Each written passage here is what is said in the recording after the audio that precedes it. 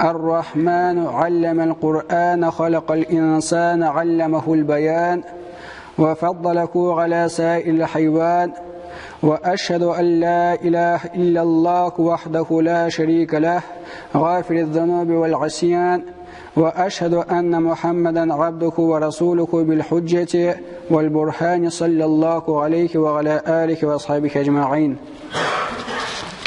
Bütün maqtovlar Allah subhanahu wa ta'alaga bo'lsin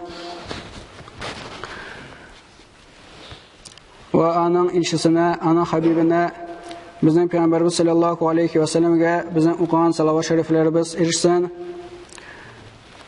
Hamda barcha mu'min musulmonlarga, mu'min mu'minalarga, muslimalarga Alloh subhanahu wa ta'alaning salami, rahmati va barakati bo'lsin.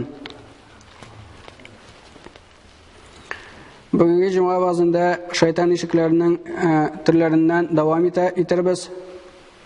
Ham nodonlikdan, ashu hissinden, dunyoni suyu, bo'sh xayolga tayanu, boylikni yaratu, saronlik bilan takabbürlikdan tosh. 8-si ul riya. Ya'ni bizningcha yaxshi otli bo'lib ko'rinishga tirishu. Payg'ambarimiz Muhammad Mustafa sallallohu alayhi va sallam aytdi: "Mening eng qo'rqinishi u sizning orada kichkina shirkning taraluvi." Sahabalar: "Ey Allohning elchisi, narsa so'ng kichkina shirk?" Ul riya deb javob berdi.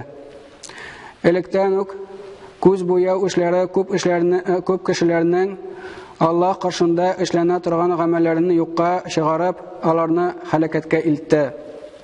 Ko'plar o'z ishlarin, amal g'aybadatlarin Alloh rizoligi uchun niyatlab boshlaylar, lekin o'zlarida sezmisha ularning oxiri kishilarning rizoligini oluvga qaytib qolar. Kimnidir shunga muhabbat, kimnidir maqtovlikni yaratuv, kimnidir boshqalar orasida darajali bo'lu niyati bu gunohni ishlovga itara. Lekin ularning muhabbatni yovlay turgan qilingan yaxshiliklari, maqtovlikni orttiruvchi kuch g'aylimlari, darajalarni belgilovchi zerikliklari borasida adam bolasina Allah subhanahu wa ta'aladan berilgan ne'mat bo'lib turadi. Shunga da qaramasdan kishi shu ne'matlar bilan durust qo'llanmasa, buyuk Robbisina shukr bildirgancha avval shirk turlarining birsin riya qilirga tirisha. Ham shu sababli o'zin tag'inda zo'rroq ne'matdan, jannatdan mahrum qila. Allah subhanahu wa ta'ala o'z kitobida لقد كفر الذين قالوا إن الله هو المسيح ابن مريم وقال المسيح يا بني إسرائيل اعبدوا الله ربي وربكم إنه من يشرك بالله فقد حرم الله عليه الجنة ومأواه النار وما للظالمين من أنصار. Yani Meryem oğlu G'aysani Allah deyişiler tahqiq kafir buldular. Bani İsrail'ga G'aysa aytdi: "Mening ham sizning Robbimiz bo'lgan Allohga ibodat qilasiz" deb bir kishi Allohga shirk, ya'ni maxluqni tengdosh qilsa, tahqiq Alloh ul kishiga jannatni harom qildi, hammaning qaytashaq o'rni o'tdir. Oxiratda zolimlarga yordamchi bo'lmas deb Maida surasida aytadi. Shunga da sahabalar davrida yashagan taqvo bandalar har amalni yurak asha o'tkazganlar.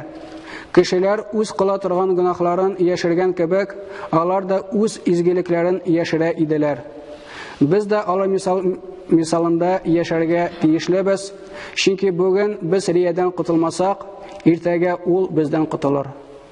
Ham qutulu choralaridan ul biz istatirga tegishli narsalardir. Birinchisi riya ul buzuqlik tutali. Shayton anda xo'plov urliqlarini chesha, ham natijada anda takabbürlik o'sintiklari shiga ko'payya. Payg'ambarimiz aytdi: "Takabbur kishi jannatga kirmas."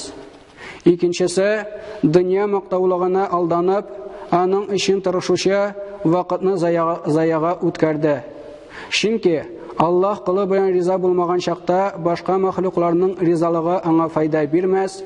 Shulay Allah birsine qarata rozi bo'lgan vaqtda boshqa kishilarning xurlovlari anga ziyon keltirmas. Uchinchisi Барысында да алда гөл итеп күрсәтергә тырышу изгелекләрен савабын, әҗерен юкка чыгара. 4-нчесе, күңелендә рия нияте туып, башкаларга аны сиздермичә гамәлгә ашсаң да, бел, Аллаһ ачык ва яшерен нәрсәләрдән хәбәрдар. Дөньялыкта кылган бозыклыкларны бөтенесеннән дә яшергән кебек, Аллаһ аны кыямәттә бар кешеләр алдында ачыклавы ихтималы бар. Иллә үз гынахларын танып, тәүбә истигъфарга кайтучылардан кала. Һәм соңгысы, ничек әйтелде, рия ул ширкнең, ягъни Аллаһка тиңдәш китерү гамәлләренең бер төре булып тора. Аллаһ субханаһу ва тааля Кур'ан-ы Кәримдә шулай ди: "Инналлаһа ла яғфиру ан юшрака бихи ва яғфиру ма дуна залика лиман яша, ва ман юшрик биллахи фақад далла далалан баида." Аллаһу тааля әлбәттә үзенә тиңдәшлек кылуны яралыкмас, мәгәр тиңдәшлек кылу гынахыннан башка гынахны үзе теләгән кешедән яралыкар. Берәү кемнедер, нәрсәнедер Аллаһуга тиңдәш кылса, ул кеше хактан бик ерак адашу белән адашты. Ишекләрнең 9-нчысына күчәбез, ул начар уйлар. Аллаһ субханаһу ва тааля әйтте: "Я айюхаллазина аману җтанибу катиран миназ-занни инна баъдаз-занни исм, ва ла таҗассасу, ва ла яғтаб баъдукум баъда. أيحب أحدكم يأكل اللحم أخيه ميتا فكرهتموه واتقوا الله إن الله تواب الرحيم." И мؤминнәр, күп гаманнан сакланыгыз. Тахқиқ бәгъзе гаманда гынах бардыр. Ва кешеләрнең гаепләрен тикшермәгез, кеше гаебен эзләмәгез, ва бәгъзегезне гайбәт кылмасын. Әйе, сезнең берәрегез үлгән кардашының итен ашауны сөярме? Сез әлбәттә аны макрух күрдегез. Гайбәт сөйләүне дә шулай макрух күрегез. Аллаһудан куркыгыз, гайбәт эшләреннән тәүбә итегез. Шиксез Аллаһ тәүбә итеп төзелгән кешеләрне гафу итүче ва рахимледер. Пәйгамбәрбез дә үзенең бер хадисендә начар уйлардан һәм ул начар уйларга таянып хөкем чыгарудан сакланыгыз. Чөнки андый фикер сүзләрнең дә иң ялганы булып тора. Һәм бер-берегезне күзәтмәгез, бер-берегездән көнләшмәгез, бер-берегезгә нәфрәт хисләрен тотмагыз, берләрегез дә икенчеләренә аркасы белән борылмасын. Ягъни берсе икенчесен ярдәмсез калдырмасын. Һәм үз арада бердәм булыгыз дип әйтүе риваят ителә. 10-нчы ишек башкалардан көлү. Пәйгамбәрбез галейһиссалату вассалам бер-берегездән көлү зулымлык ди. Безгә мисал итеп Пәйгамбәрбезнең хатыны, мؤминнәрнең әнисе Сафия бинт Хуяй булып тора. Белгәнебезчә, аның әтисе Хуяй бинт Ахтаб Бану Надир исемендәге яһуд кабиләнең башлыгы иде. Әнисе дә Барра бинт Самаул, шулай ук Бану Курайза исемендәге яһуди кабилә башлыгының кызы иде. Шулай итеп, Сафия бинт Хуяй чиста яһуди нәселеннән.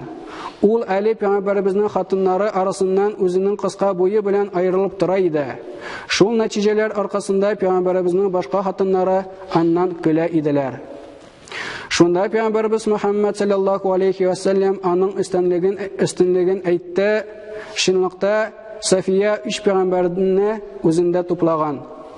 Ул Харун пәйгамбәр нәселеннән, аның туган абыйсы Муса алейхиссалам һәм аның ире дә Мөхәммәд саллаллаһу алейхи ва саллям үзе.